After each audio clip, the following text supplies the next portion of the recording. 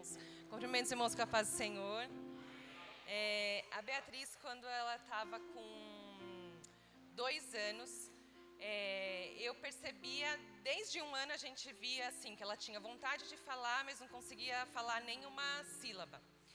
E com 2 anos ficou muito gritante isso, e a gente já estava indo em médicos, continuou indo em médicos, pedi indicação, fui numa fono bem legal que a Aline indicou, que foi bênção na vida dela e foi bênção na nossa vida. E ela fez um teste básico, assim, no primeiro dia. E ela falou, para eu saber porque essa menina não fala, eu preciso primeiro ter certeza que ela escuta. E aí depois a gente vai descartando outras coisas. E ela pediu vários exames e a gente, em setembro de 2019, a gente teve o diagnóstico de que a Beatriz tinha surdez bilateral profunda. Nos 2 ouvidos, isso significa. Então ela não escutava, ela escutava sons graves e muito fortes, tipo um helicóptero que passava perto de casa, em cima de casa, um avião, uma coisa bem forte. E por isso que ela não falava, porque tudo que ela entendia era, que a gente falava era assim, e era o que ela conseguia falar. E aí a gente pediu a Deus um milagre, e o milagre para a gente seria ela ouvir sem precisar de nada. Mas em janeiro de 2020 ela passou por uma cirurgia para implante de uma prótese que fica na cóclea, nos dois lados, e é um implante coclear.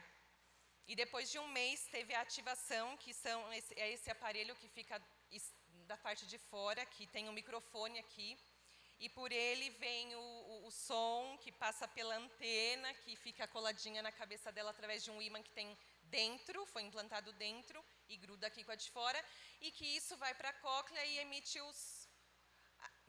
ativa os nervos, vai para o cérebro, para que ela compreenda.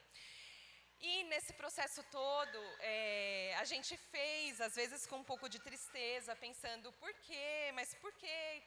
Que eu só queria, uma vez falando com o pastor no gabinete, eu falei, pastor, eu não sonhei enquanto eu estava grávida, nada para a Beatriz de que eu queria que ela fosse, de profissão, de nada.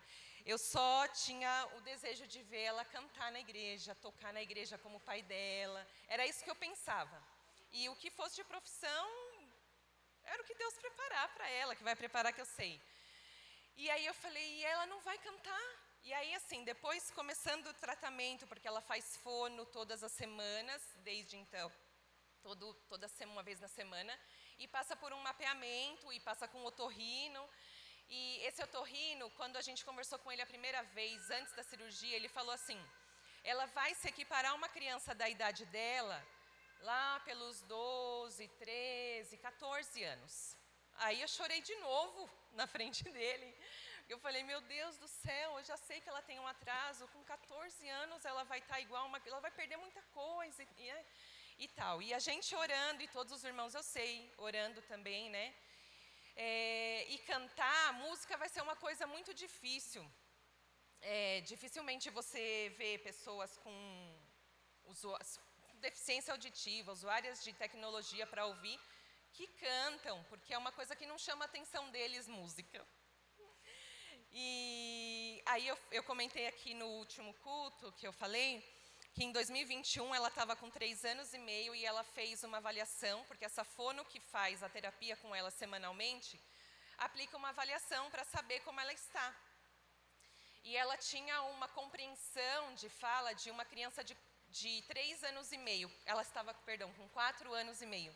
E ela tinha esse atraso, então, vamos dizer, de 1 ano. E quando ela fez agora, no final do ano, de 2022, ela reaplicou os testes e ela está com uma compreensão de uma criança de 6 anos e meio. Ela foi indo, ela falou, eu vou indo até onde eu conseguir. E ela foi chegando no fim de todos. E tudo que ela ainda não entendeu também não era muito esperado. Ela falou, existem trocas de letras, que a gente percebe que tem palavras que ela não fala corretamente. Mas a compreensão dela é de uma criança de até mais idade do que a dela. E a expressão, a gente está treinando e é um trabalho todo dia. E por que eu falei que o milagre que eu queria era o milagre que ela pudesse ouvir como a gente, maldição natural. Mas a gente eu pude participar do Instituto Escuta, que infelizmente fechou esse ano por falta de condição financeira, porque era uma ONG, né? E eu fiquei lá por 2 anos, mais ou menos, e eu pude ver crianças que mesmo... Eles atendem 70 famílias, tá, irmãos? Eu não sei se os irmãos conhecem outras pessoas com deficiência auditiva, eu não conhecia. Só lá são 70 crianças que têm deficiência auditiva. Para mim é uma coisa absurda, porque, né? E aí todos eles com o seu aparelho ou com um implante, igual a Bia... e não são todas as crianças que conseguem desenvolver a fala. Então, assim, tem mães que quando era o momento das crianças ficarem com as fonos, brincando, estimulando, era uma reunião com as mães que têm psicólogo e assistente social, quantas choravam ali. E eu chorava de alegria por ver o que Deus estava fazendo na minha vida e de tristeza por elas. Porque eu falei, eu compreendo que é essa dor dessa mãe de fazer de tudo, estimular e a criança não conseguir falar.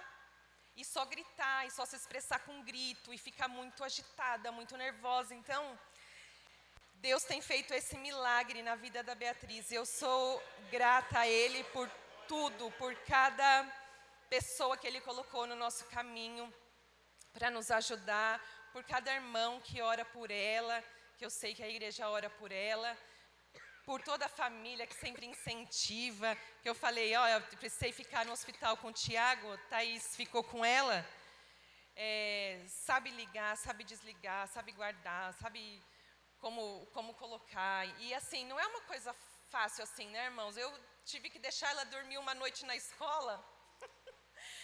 Eu falei, mas olha, eu vou lá, viu, tia, só para te ensinar como que faz isso. E a professora também foi muito atenciosa e soube cuidar, porque assim, além de ser uma coisa de valor financeiro muito alto mesmo, mas o que preocupa a gente não é o valor financeiro, porque, embora seja preocupante também,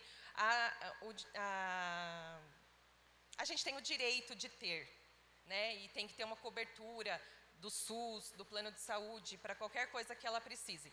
Mas tem a questão de ela ficar sem ouvir. Então, se cair, quebrar, é um aparelho eletrônico. Se der um defeito, ela fica sem ouvir. Então, a nossa aflição é essa, porque...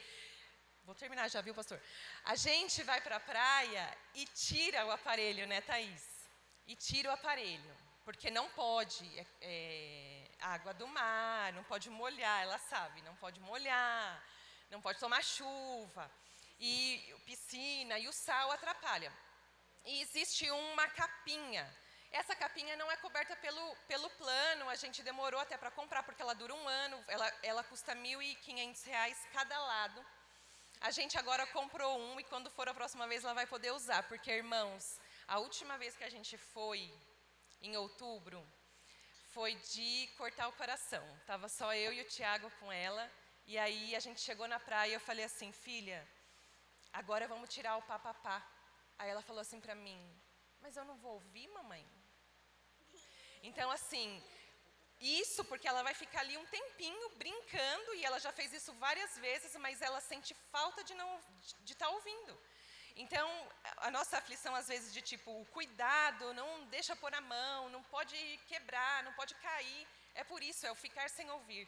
Mas Deus tem sido bom, que nada tenha acontecido, Deus tem guardado ela, eu oro, Deus guarda, livra do acidente, não deixa acontecer nada com ela e nem com os aparelhos, a oração é essa, né? É ela e os aparelhos. Mas eu sou grata a Deus por tudo que Deus tem feito na vida dela, e ela ama cantar. Glória a Deus por isso. Esse hino é até, dando um spoiler, né, Tiago? É um hino que o Tiago estava ouvindo bastante, porque ele falou que queria colocar no coral, e vai pôr no coral.